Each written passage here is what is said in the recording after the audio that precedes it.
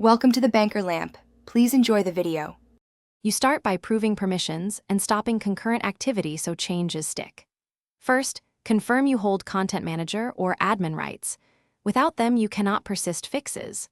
Once confirmed, open logs and filter for race-canceled entries, noting exact timestamps and affected objects.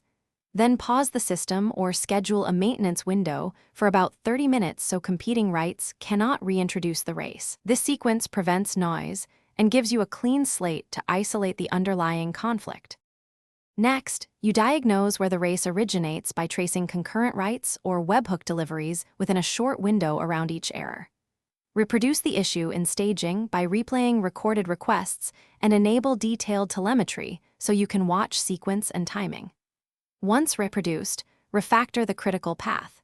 Use atomic operations or optimistic locking to make updates deterministic, and introduce exponential backoff with limited retries so competing clients back off instead of canceling each other. Finally, you deploy the fix surgically behind a feature flag and run a canary rollout to validate behavior.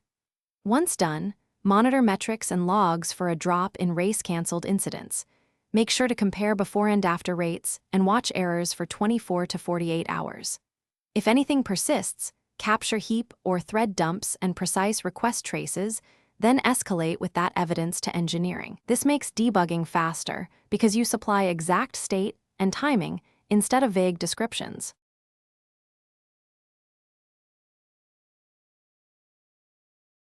Thanks for watching. If this was helpful, leave a like and consider subscribing. See you next time.